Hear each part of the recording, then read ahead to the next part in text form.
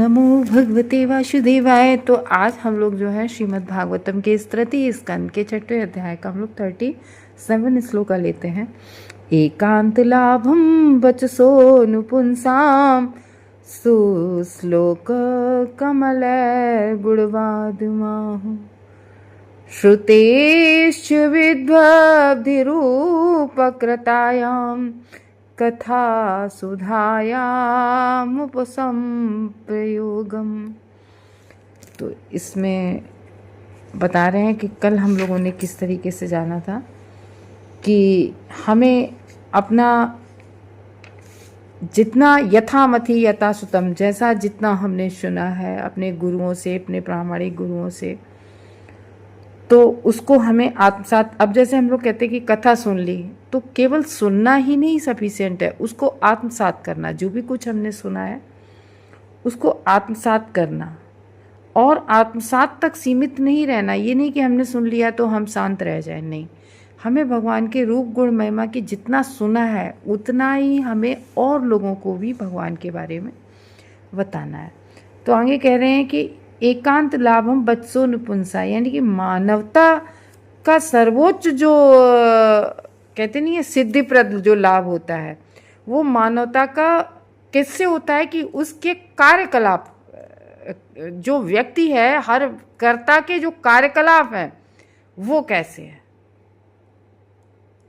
तो ये ऐसे कार्यकलाप महान विद्वान जो लोग होते हैं, जैसे ऋषि होते हैं, तो उन लोगों के कार्यकलापों को इतनी सुंदरता से लिपिबद्ध हुए हैं कि कान का असली प्रयोजन उनके निकट रहने से ही पूरा हो जाता है।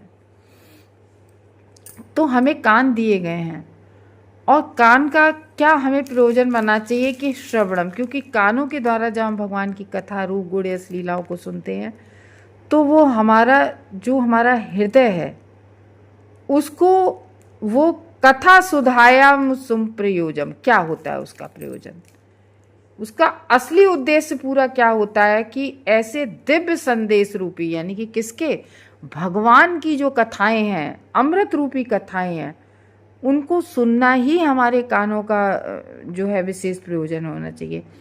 अब जैसे निर्विशेषवादी होते हैं ना, जो ब्रह्म में लीन होना चाहते हैं, वो जैसे भगवान की 3 अवस्थाओं में लोग अलग अलग तरह के लोग मानते हैं।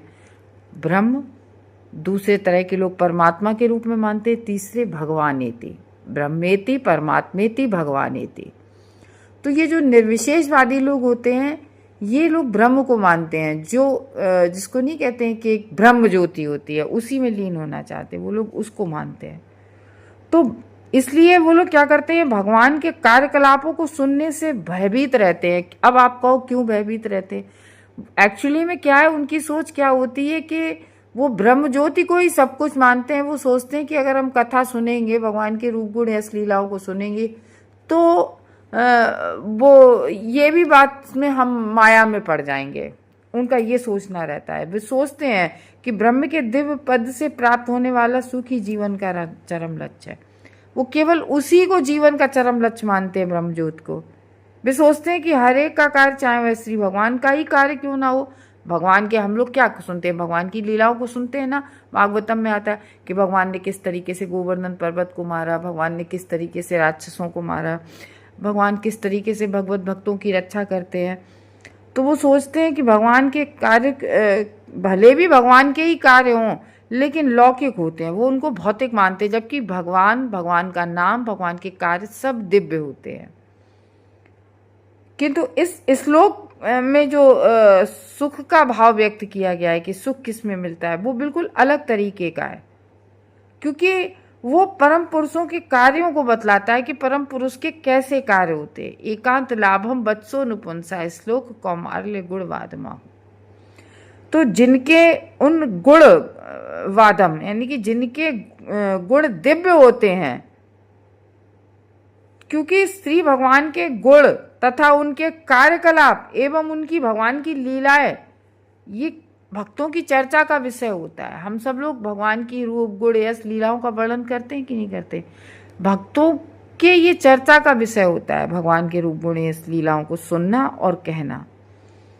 तो मैत्रेय मुनि जैसे ऋषि निश्चय ही लौकिक गुणों वाली किसी बात से चर्चा करने में रुचि नहीं रखते हैं। मतलब जो मैत्रेय ऋषि ऐसे नहीं है कि वो लौकिक बातों की चर्चा करें, क्योंकि मैत्रेय ऋषि बहुत पवित्र ऋषि रहे हैं और वो केवल भगवत चर्चा, केवल भगवान की ही बात करते हैं, इसके अतिरिक्त और कुछ नहीं।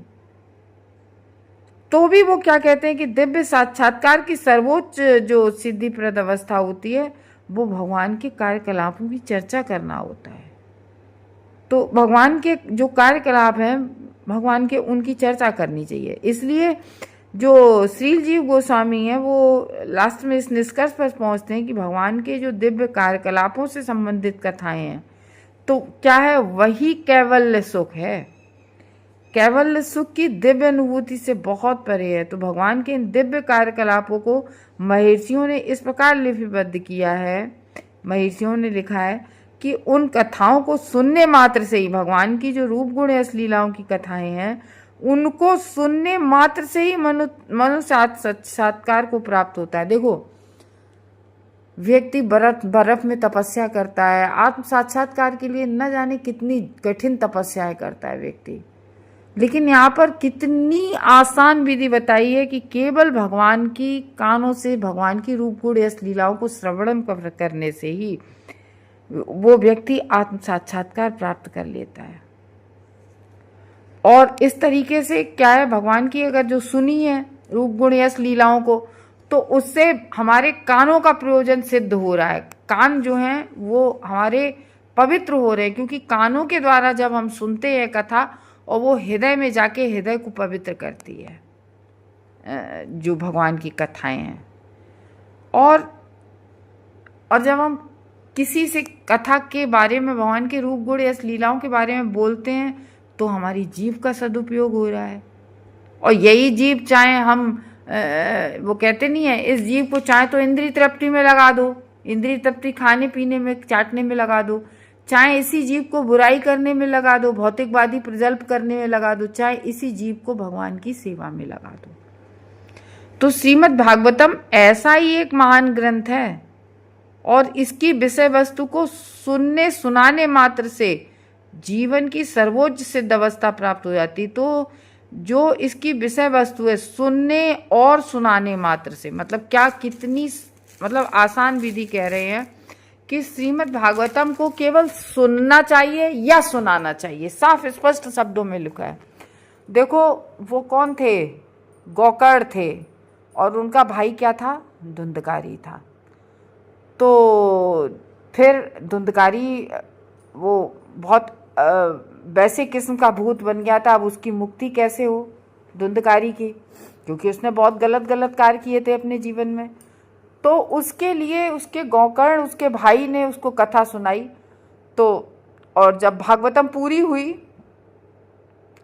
तो धुंधकारी को किस तरीके की मुक्ति मिली, तुरंत मुक्ति मिल गई। तो जो उनके साथ और लोगों ने सुना, उन्होंने बैकुंठ के लोगों से पूछा कि भाई हमें क्यों नहीं मुक्ति मिली, सुन तो हम भी रहे थे।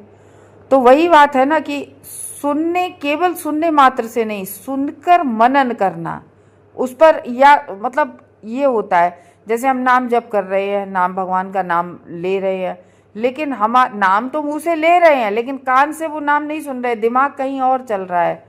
तो ये इस तरीके से नहीं। तो इसी तरीके से जब श्रील सुखदेव गोस्वामी ने परीक्षित महाराज को भागवतम सुनाई थी, तो परीक्षित महाराज ने, जो और लोग सुनने वाले थे वो तो थोड़ा बहुत उठ जाते थे, श्रील सुखदेव गोस्वामी और परीक्षित महाराज 7 दिन 7 रात ना तो कुछ खाया, ना को कुछ पिया, ना कुछ सूसू पॉटी के लिए बाहर उठे। क्यों? क्योंकि उन्होंने कुछ खाया पिया नहीं था, तो सूसू पॉटी के लिए क्या उठते। तो वो एक ही जगह बैठ के उन्होंने पूरी भागवतम कही और उन्होंने सुनी। क्यों? परीक्षित महाराज के पास समय कम था, वो सुनने में लगे और वो भगवत कथा उतनी इंटरेस्टिंग उन्हें लग रही थी। भगवान का नाम रूप गुण यश लीला है, वही तो बता रहे श्री सुखदेव गोस्वामी। तो वो इतनी कि वो वहां से ना, वो सुनाने वाले भी नहीं उठ रहे, सुनने वाले का भी मन नहीं उब रहा। और इसी तरीके से श्री सुखदेव गोस्वामी पैदा होते ही भाग गए थे, अपनी माँ के गर्भ से जैसे ही निकले वैसे ही जंगल की ओर भाग गए थे। लेकिन जब उन्होंने भागवतम के 2 श्लोका सुने तो बोले तुमने ये कहाँ से सुने? उन लोगों ने जब जंगल में जाके कहे, व्यासदेव ने भेजे थे उन दोनों लोगों को कि तुम ये श्लोक सुना देना, तो शील सुखदेव गोस्वामी वो श्लोकों के पीछे भगे चले आए, खिंचे चले आए। फिर उन्होंने पूरी भागवतम अपने पिता शील व्यासदेव से सुनी और समझी। तो इस तरीके से कह रहे हैं, क्योंकि जो भगवत कथा है ये आत्म साक्षात्कार का और हमारे हृदय की शुद्धि का सबसे अच्छा माध्यम है, केवल श्रवणम। तो इस तरीके से बहुत जरूरी है कि हमें भगवान की रूप गुण यश लीलाओं को सुनना चाहिए, उसी से हमें साक्षात्कार, सबसे बड़ी वही भक्ति है। हरे कृष्ण।